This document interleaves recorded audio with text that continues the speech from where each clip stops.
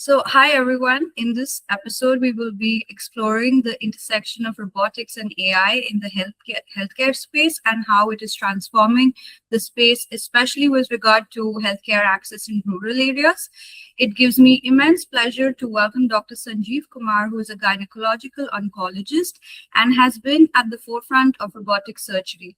This is a very brief introduction, as otherwise it might take a full episode to list out all his achievements. Thank you so much, Dr. Kumar, for speaking with New India Abroad today. I'm confident that we will get to learn a lot from you, and I very much look forward to this episode. So, just to begin with, Dr. Kumar, if you could just tell us a little bit about your background and your journey so far.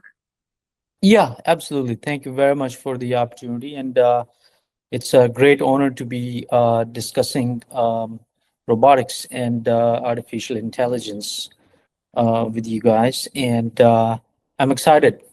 And it'll be a very, very good educational journey, actually. And yeah, so my background is actually in robotics. I've done literally thousands of robotic surgeries, in women's health.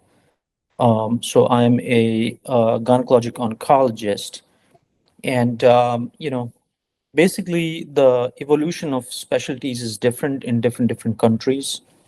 For example, right now, let's say in India, for example, the track to perform robotic surgery in women's cancer may not be the exact same as it is in the US or some different countries. Like, for example, I know personally a lot of my friends who are performing, let's say, endometrial cancer surgery or cervix cancer surgery. They may have a different background, like, in terms of having training in surgical oncology rather than exclusively in gynecologic oncology.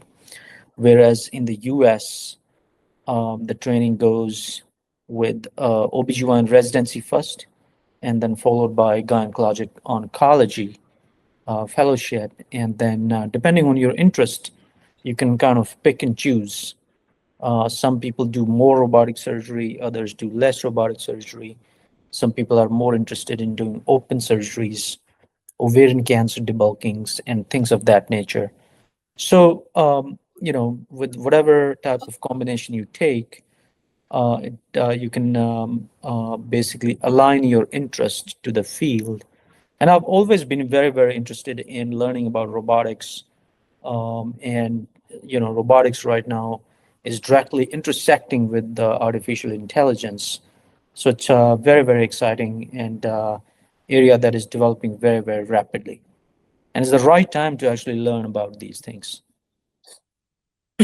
Okay, so great. So, Dr. Kumar, I just wanted to go back to the very beginning. So, I know you are from India, right? So, I would want you to talk a little bit about that because I know you've grown up in rural Haryana. So, I would really like you to talk a little bit about that and also tell us how healthcare looked like back then when you were growing up. Yes, yes. So that's actually a great question, very, very interesting question because times have changed so much since I was growing up. So I was born in 1980 in the village Dhakla in Haryana. And initially, this area was part of the Rohtak district. And then as the population grew, and with the politics and whatnot, basically, right now the area is part of Jajjar district. And it's amazing that how many people don't know the intricates of the local geography and things like that. But this area is very, very close to New Delhi. So it's in North India, beautiful area.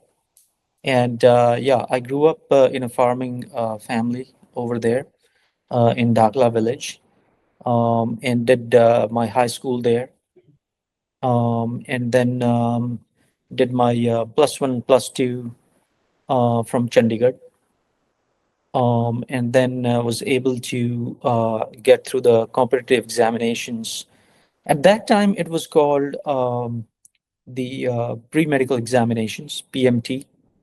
Um, I'll ask you if it is still called PMT, because I think the structure has changed quite a bit. Um, Yeah, so yeah, nowadays, I hear that it's a all India entrance examination, probably. yeah. Um, at that time, it was called PMT. So we went to the PMT. Very, very tough and competitive examination, and then was able to gain entry into the government medical college, Chandigarh, and did my MBBS from there. After that, I basically went to the UK, United Kingdom, and did a lot of good rotating surgical training, MRCS examination there, membership of Royal College of Surgeons of England, London. And then from there, I came to the US, where I did a 1 year of preliminary surgery at the Mayo Clinic, Rochester, Minnesota, very, very cold and chilly area. And then I came to the Wayne State University, Detroit, where I did my OBGYN residency, and then went back to Mayo Clinic to do a gynecologic oncology fellowship. So that was my training journey. But obviously, you live and learn, so you keep learning every year that passes by, every day that passes by. Your goal is to get better and better every single day. So that's kind of how I developed interest in robotic surgery very, very early on. So, just to like look back, so what do you think?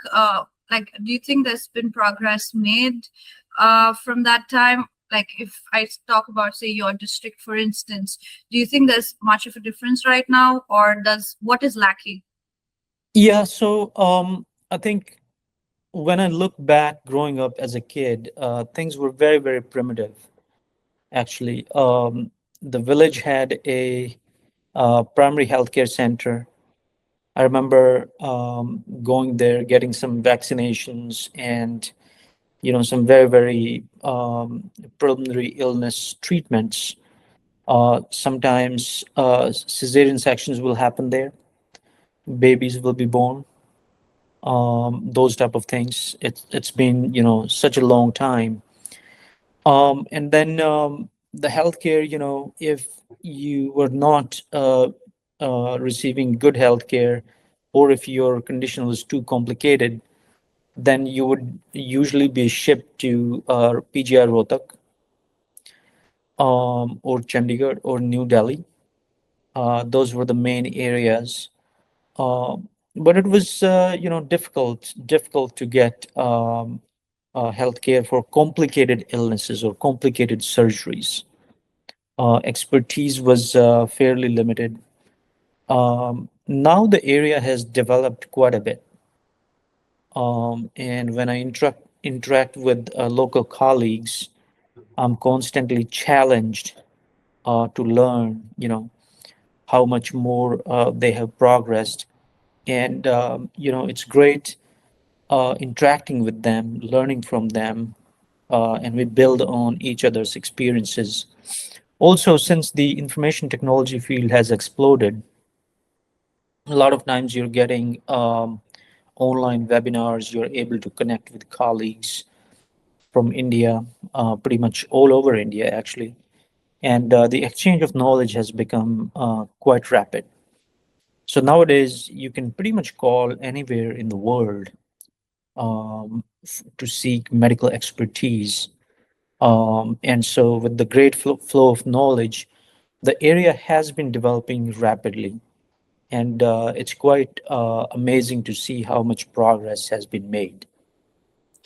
Right. So you mentioned how technology has also been evolving over the decades, right? So just to understand, like, when was the first time that you realized where the fact that technology can also be used here, like to improve patient outcome? Yeah. I mean, technology has always been a part of patient outcomes, right? But if we look at robotics and artificial intelligence, um, right around the year 2006, 2007 is was my personal realization that robotics is going to be a big field. It's going to expand rapidly. It was because all the rest of the technology around it was being built, and with the advent and development of internet, that area became quite fast growing. So if you think about it, surgery, for example, basically a set surgical procedure is executing relatively the same parts of the procedure again and again, right? And if you look at the definition, what is a robot? Many times, you might tell a friend of yours that, hey, you're kind of like quite robotic because you're doing the exact same thing, every time, right? Um, so basically, if there's a machine that does the exact same things with the exact set of circumstances and commands, that's essentially what a robot is, right? That's a very primitive definition of robotics. And ideally, surgery itself is very robotic because in every operation, you're taught a certain number of steps that you're able to execute in a certain sequence. And then you're supposed to have the same result every time. So that's why these two fields are so, basically complementary to each other. That is quite amazing. And that's where the robotics is now, rapidly expanding. Obviously, every human being's body and anatomy is a little bit different. So obviously, you're going to have, the artistic part of it, in the sense that, if you encounter a more difficult anatomy, you have to navigate and basically evolve on a fly. And that's where the challenge is that although, yes, it is quite robotic, the act of surgery itself, but then you have to also evolve on the fly. And that's where some of the challenges come that we will discuss as we go along. But in general, around 2004, 2005 is when I realized that this is going to be a big field. Right, because we're already on the topic. So, like you explained what it is, right? So, sometimes a lot of us might have like different ideas or not the clearest, most clear picture, right? So, what is it not? Because that sometimes we don't address, right? We just have previous ideas and then we go ahead with it. So, what is a surgical robot not? That's a great question, actually. That's brilliant question, actually. So what robotic surgery is not is that when, at least today, if a patient comes to a robotic surgeon, and surgery is being offered that is robotic, don't be under the impression that the robot is going to do all the surgery. So it is not robotic surgery. A human being, a human surgeon is still controlling the machine in today's world. So that is very, very important to understand. So what we call robotic surgery, only parts of that surgery are done with robotic approach. And even those parts, the robotic machine actually is controlled by actual surgeon. In gynecologic field, in urologic field, in general surgery, and nowadays even in heart surgery, when surgeons are using robotic machines, they are right there, usually within the room itself, and they are basically controlling the robot with their hands. They're constantly watchful, and part of the team is actually on the patient's bedside. So don't assume that the robot is just going berserk and doing whatever it needs to, as you might have seen in some movies. So that's not happening. I mean, Some people are speculating that it is rapidly progressing to an area where someday, a robot itself may be able to perform all the steps of the surgery, but we are far from that right now. So robotic Right. surgery is not a surgery where a machine is operating on you 100%, not at all. It's basically that machine is helping a human surgeon to perform this type of surgery. Right. This was actually one of my questions, which I wanted to ask that, what are some of the common myths that we have? And that is from popular culture, movies. So, thanks for explaining that and clearing it out as well. So, I just want to go back to one of the points that you mentioned a little bit earlier on the challenges which are there if the anatomy is different, etc. Right? So I just wanted to understand a little more that, like you said, that it has to be discussed further. But what is happening currently? Like, if a surgeon comes across that issue or in the robotic surgery, so how is that addressed? Yeah. So if a surgeon runs into a difficult anatomy, for example, let's say in our field, let's say we are trying to do surgery of hysterectomy.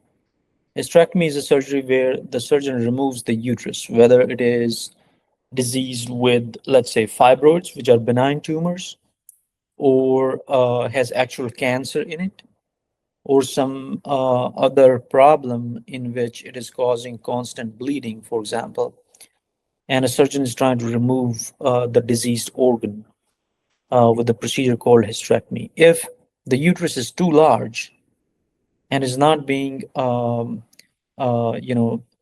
properly robotically, then the surgeon will see right away that, oh, this is not a good case. This is not a good surgical case for robotic approach. So we have to change and navigate and probably convert the surgery into traditional open surgery. Sometimes what I've also seen is that if there are too many fibroid tumors that are growing everywhere in the body and you just can't move the uterus, so in that situation, you can't do robotic surgery.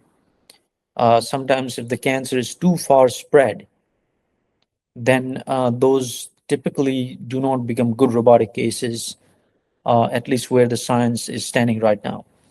So a lot of those minutiae they come into picture, uh, and experienced surgeon is quite well adept in identifying those areas and then proceeding accordingly.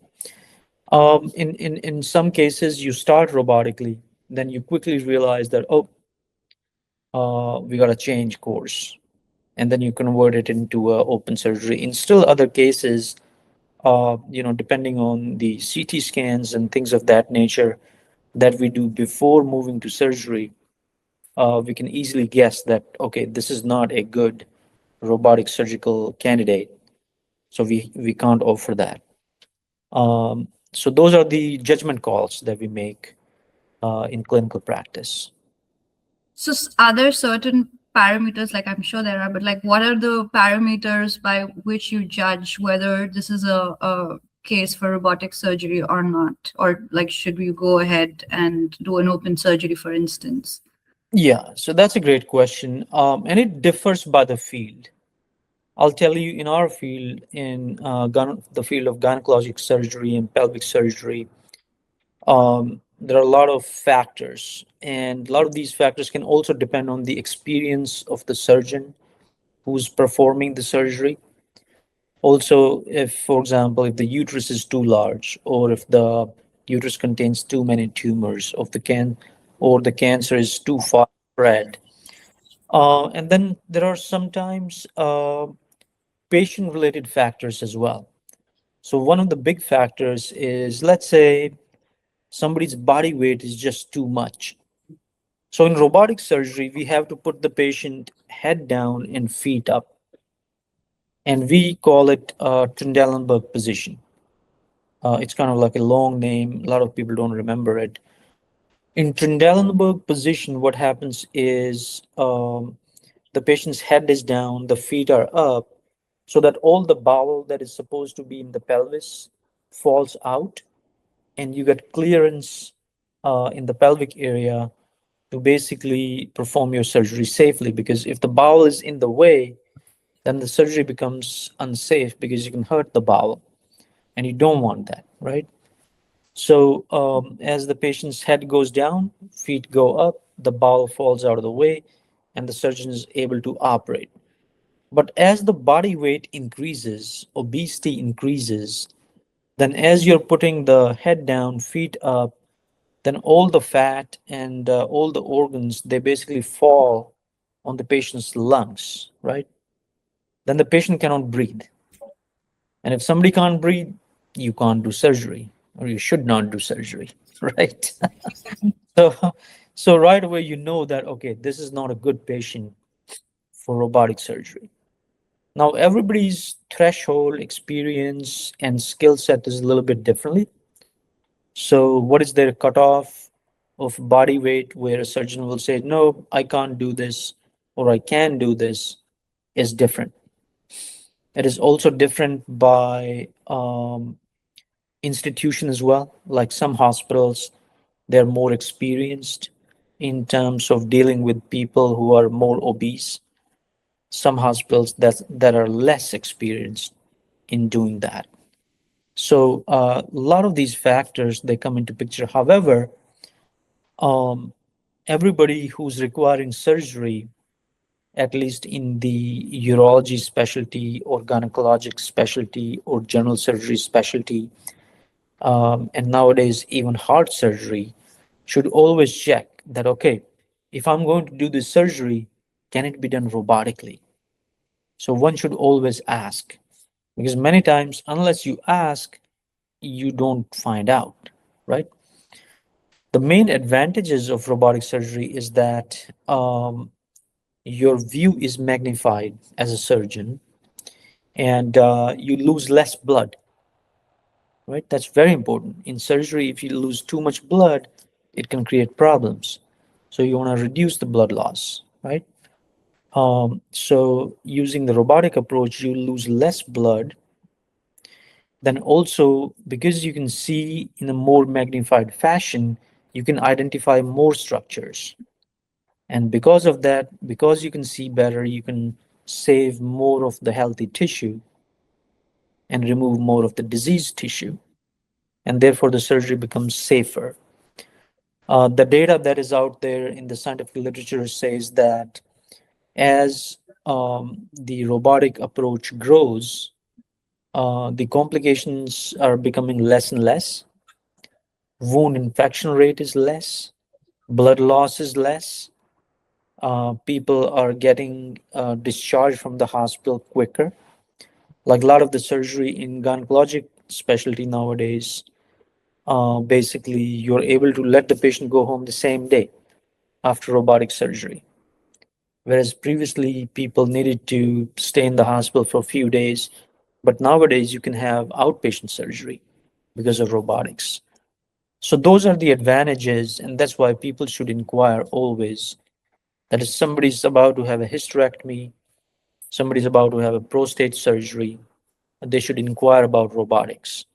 And if robotics is available, they should inquire that, hey, is my case a good case to be considered robotics? Right. But now that you've mentioned the pros, I obviously have to also ask you about the cons. And also, like, do you come across patients who have a little bit of, who are unsure whether they should go ahead with it or not? Like, what is it like? If you could just give us a few examples. And also, like, the main point being, are there any cons? And if yes, what are they? Yeah. So obviously there are wherever there are advantages, the other side of the coin is there are some disadvantages as well. There's bound to be some disadvantages. So some of the main disadvantage of robotic surgery is it still remains very costly. The robotic equipment is fairly expensive, and not all hospitals can afford it. And in developing countries like India, for example, and the surrounding countries in Southeast Asia, um, if the hospital doesn't have robotic equipment, then you're basically out of luck. Then you obviously can't avail robotic surgery.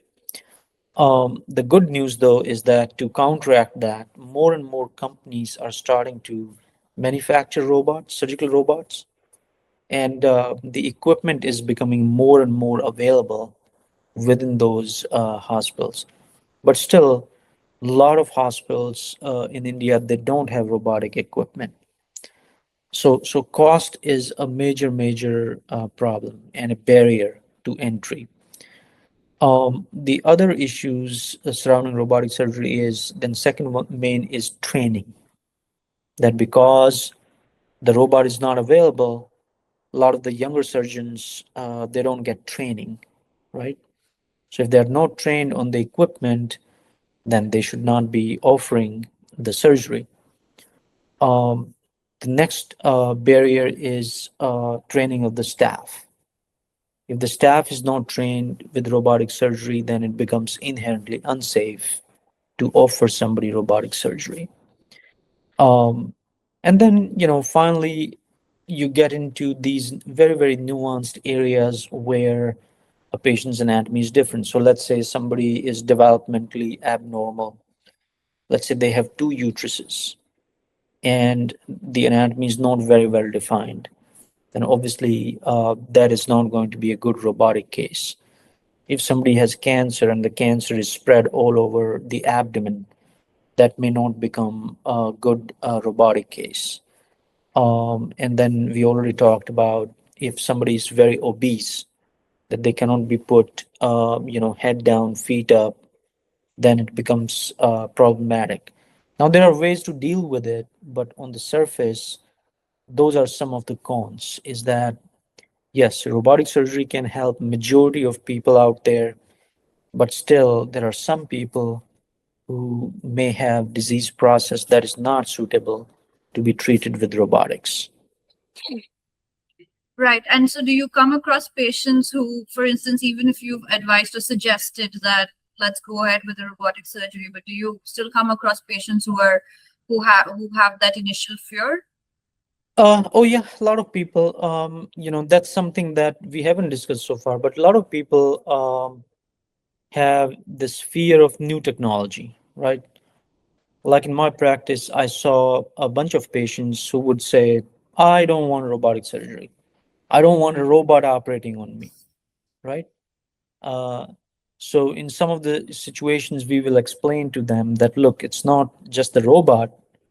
I'm actually be going to control the robotic machine, and robotic surgery will happen using this machine. So don't think that it is just the robot operating. So that's a big anxiety. And some of the older folks out there, they don't adapt to technology, as some of the younger people can. So they have inherent skepticism that, oh, robotic surgery, no, it's not for me. I just want the open, traditional surgical approach.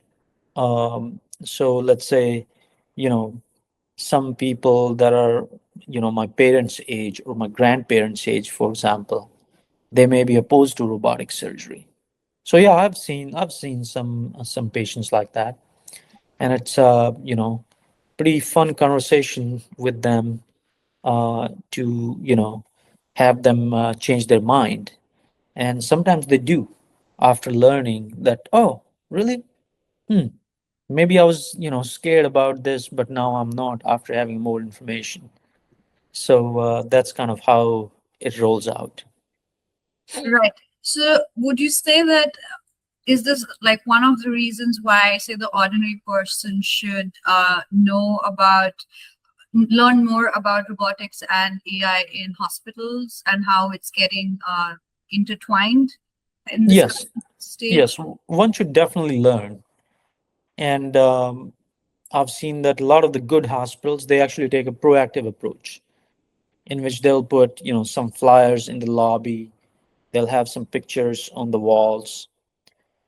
They may have a really good hospital, may have like a patient education center where if the patient goes in, they will actually give you like a little tutorial that, okay, these are all the technologies that are available for us.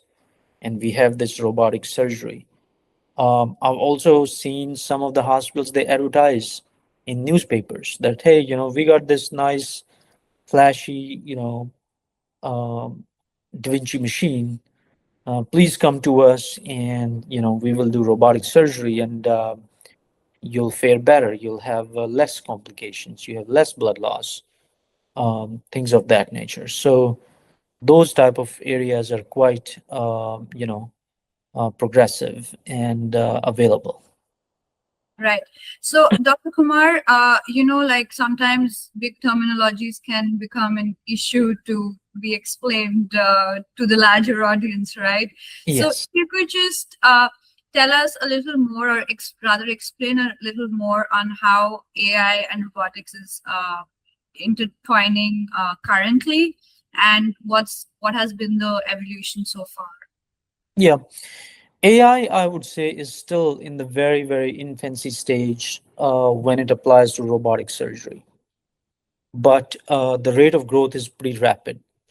So, artificial intelligence, at least in my mind, is when the machine starts learning by itself. So, Bill Gates once said that when you teach a computer to read and write a book, that is pretty much what AI is, right? So, when the robot starts learning what it is doing every time, and when it starts learning from that exercise, then we would say that, okay, AI is now being integrated into robotics. Now, how does it apply to a normal patient right now? So right now, a normal patient may not realize how much AI is being used in the robotic system. Some of the examples are that in robotic systems nowadays, we are starting to see the actual diagrams of anatomy that are appearing side by side. In some robotic systems, we can now pull in the patient's CT scan, for example, which can show the patient's anatomy, actual anatomy from inside. And then you can see, oh, okay, this tumor is growing like this inside. And so that actually helps you. Then, in still other circumstances, you have specific steps during each procedure, and the robotic machines are connected with internet, and what movements they are making, the machine is able to collect that data and map out which part of the surgery are lasting longer, which part of the surgery are quicker, what part of the surgery where most of the complications are happening. So those things are in a very, very primitive fashion being defined nowadays. So, I often use the analogy of Google Maps, right? Nowadays, using Google Maps, you can actually guess where the traffic flow is slower, and so you guess that, okay, there might be accident there. The road might be blocked there. So in the primitive Google Maps, you didn't have that capability. But with the addition of the AI, now you're able to assimilate more data, and then you're able to interpret it, which then becomes then gets you to the real life application. That maybe you need to take a different route because the road here is blocked. With the AI, you got that information quicker than you would usually do. So, utilizing a robotic technology right now, we are able to start to learn those type of areas, and that is coming in handy to develop further generations of these machines, which are going to be really, really beneficial in surgery. Right. So, but say from a patient's perspective, what are some of the more areas where, say, in hospitals, for instance, where AI is being used, which as a normal patient that I'm unaware of, maybe? Yeah, a lot of areas actually. So, a lot of hospitals are experimenting with AI technology. I can give you, large number of examples. For example, nowadays the patient chart is being read and summarized by AI. So the electronic medical record, a patient's chart can run literally hundreds and sometimes even thousands of pages. So let's say, a physician has a very, small amount of time. Let's say you have 15 minutes. You obviously cannot read, 1,000 pages in 15 minutes. So nowadays there are applications which will summarize the chart for you, that, hey, this patient is suffering with this problem. These were the problems that were identified during the previous hospital admission, and things of that nature. So that was a very simple example of application. Then you have other applications where, some clinics are experimenting with, let's say, iris scans. So as you walk in the clinic, your iris scan happens, and the system will check you in, you know. So that way you don't have to do manual work. So you're checked in automatically. As you're checked in, your information already gets accumulated in the electronic medical record. So the doctor would know right away what is wrong with you, what are the other problems, what medications and allergies you have, so that all that information gets auto populated. And I've read about some hospitals where you're having these like tiny little bots that are circulating on little wheels, and they have machines that check your vital signs. And vital signs are things like your temperature, your pulse rate, your blood pressure, those type of things. So they are actually doing what typically nurses or auxiliaries will do. Now it is being increasingly done utilizing robotics.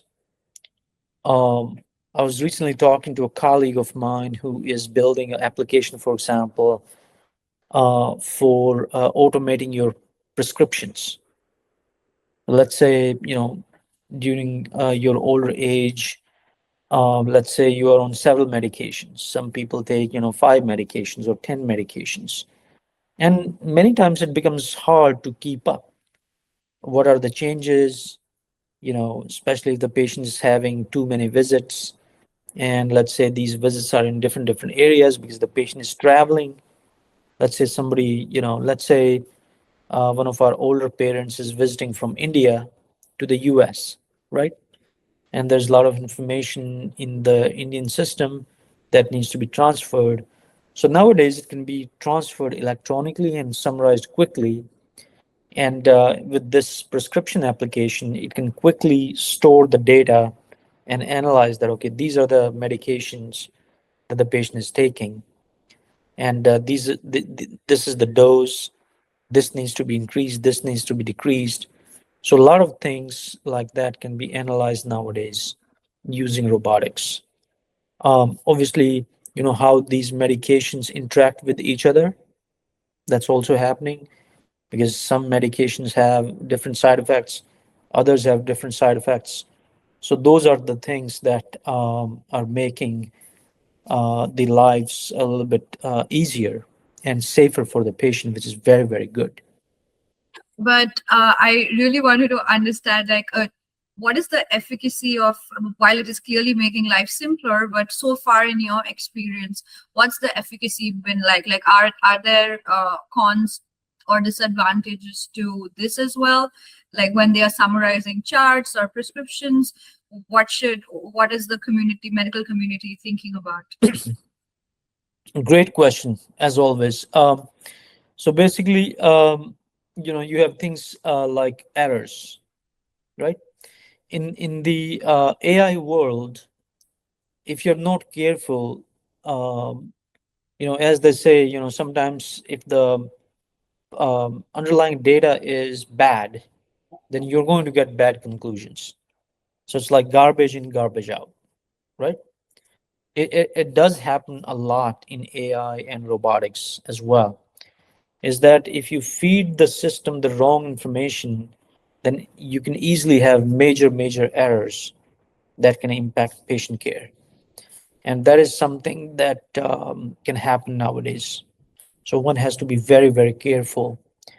Is that these, auto um, generating bots can sometimes be very, very erroneous.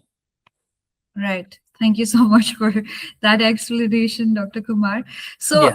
I would also now like to ask you on a different tangent that, how do you think like children or say the next generation, like, what would you say to inspire them to pursue robotics and become robotic surgeons? I mean, get into surgical, this thing, robotics. Yeah, yeah, it's a very exciting field, and especially for kids and the younger people who are fascinated by machines and progress and learning more. Robotics is a great area to be in because as internet is improving, the chips are becoming larger and larger. Their ability to handle complex data is progressing at a very, very rapid rate. Robotics is only going to grow. And in future, robotic technology is going to apply to a lot of different areas in medicine and even more in surgery. And so therefore they need to jump in, and rather than being scared and offish about it, they need to really embrace it. How to become a robotic surgeon? Basically, there are various tracks. So, like after med school, you can choose different streams. Um, Nowadays, there are not dedicated robotic surgery fellowships so far, but I totally foresee a time when that will become a reality. Because as the field is growing so rapidly, we will increasingly see dedicated programs that will train you to become a robotic surgeon right from ground zero onwards.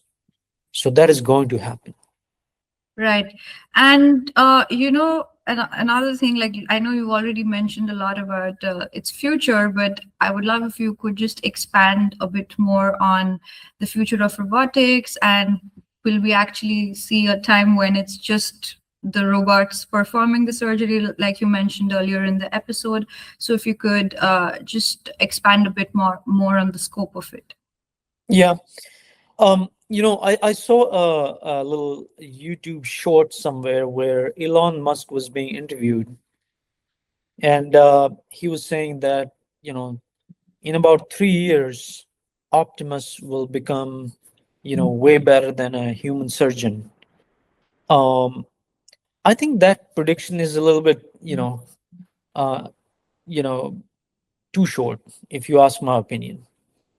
I don't see how in 3 years you can collapse the surgical field in such a fashion that Optimus will, do autonomous surgeries. I think, that day will probably come.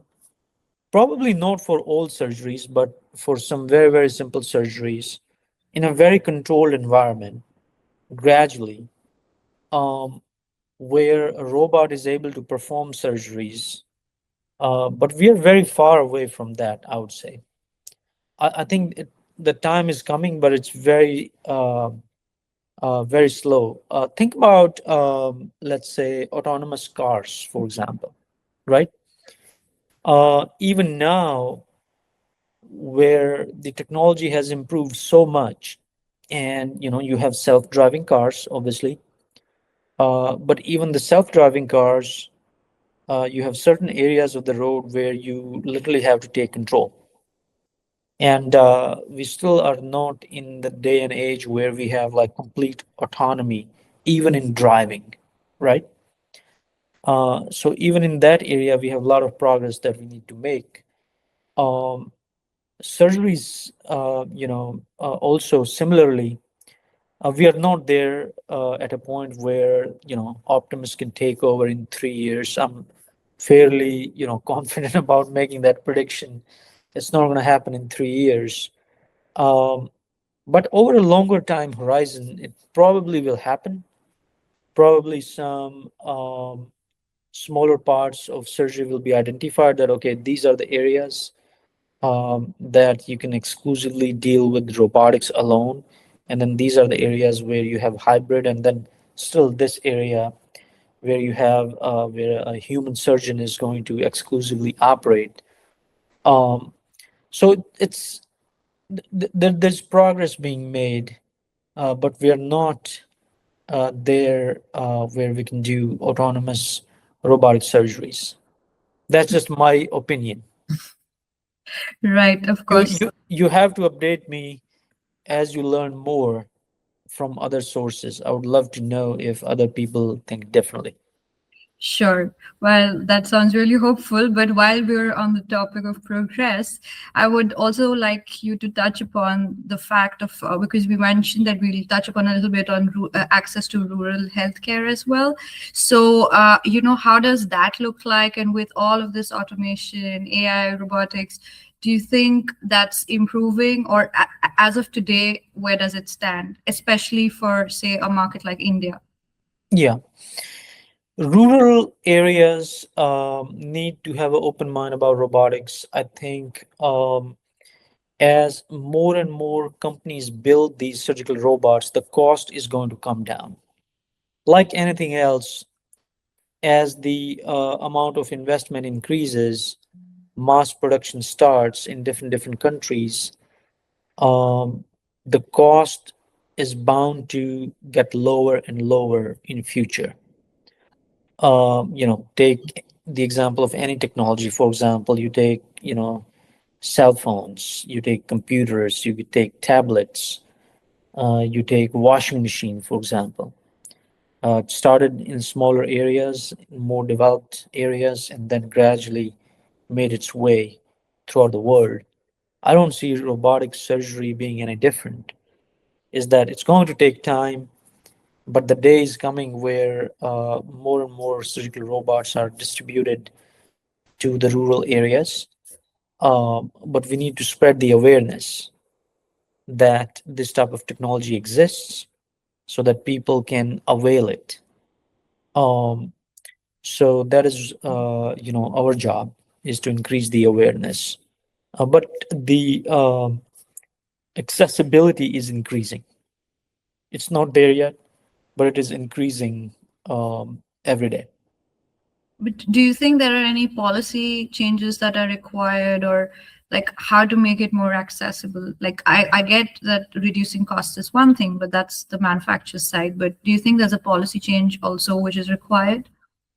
Oh, definitely, definitely. I think more subsidies should be thought about promoting robotics in rural areas, um, and more incentives need to be created.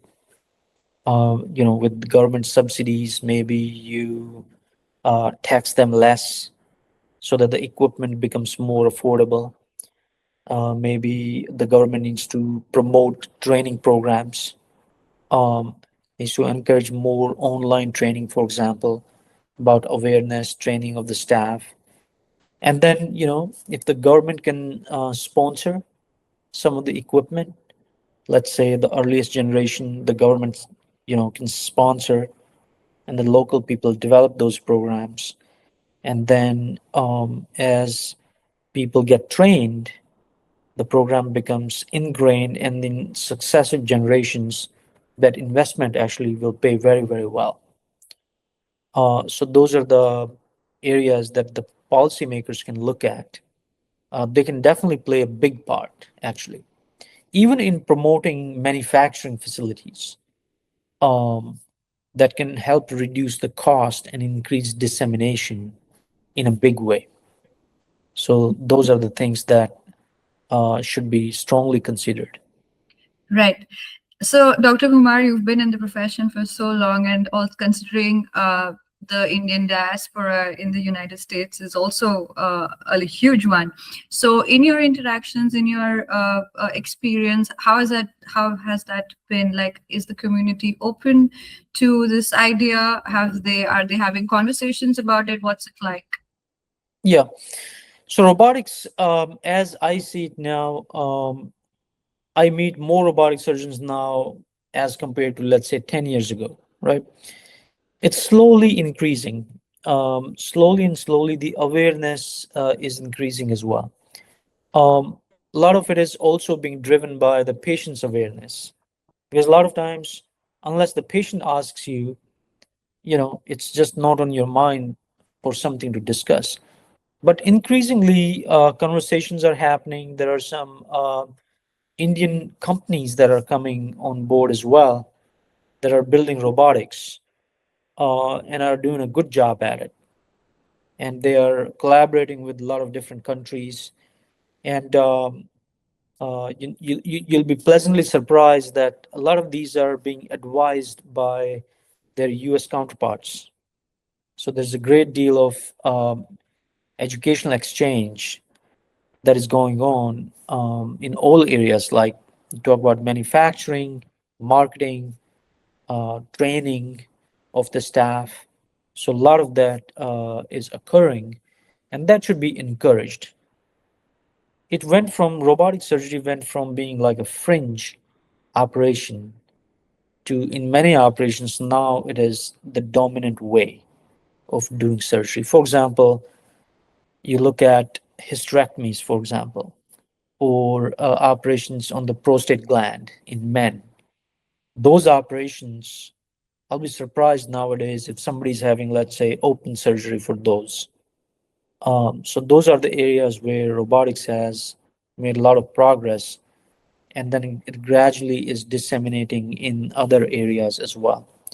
And Indian diaspora is contributing. Obviously, it's not enough right now. I think more contribution needs to happen because more dialogue needs to happen. Right. And, like as you were speaking, I noted that you mentioned raising awareness, be it about the rural case or even now, right? So, what do you think right now is lacking in terms of that, or in the sense, to put it in a more positive way, what more can be done to raise awareness or spread the word around? Yeah, a lot more can be done, I would say. A lot more can be done in terms of education. I think primary thing that needs to be done is the patient population needs to be educated. Families need to be educated. So anybody who's thinking about, let's say, having a hysterectomy operation today, they need to know that, okay, there is this robotic surgery that can actually help you, as compared to having open surgery. You could be going home the same day, you know, you could have much less complications. So we need to start building the awareness at a mass level, and that has to be educational. Everything else then, starts building on top of it. Because when patients start demanding a certain type of care, that's when majority of the progress happens. And so that's where we need to focus, is on educating people about the advantages and then let it play out. Great. That actually makes sense. So, just lastly, Dr. Kumar, like, is there any last words, parting words that you would like to share, or advice that you would like to give to the audience? Yeah. No, I mean, it's a fascinating platform. Thank you for sharing it with me and allowing me to share some of the experience that I have accumulated. Um, let's educate as many people as possible that they should think about robotic surgery anytime they are thinking about having surgery. Investigate it, research it, Google it, ask friends, ask your doctor, and if a robotic option is available, consider it. Get educated, take charge of your health yourself, and demand better. That if robotic surgery is available, compare how the complication profile looks.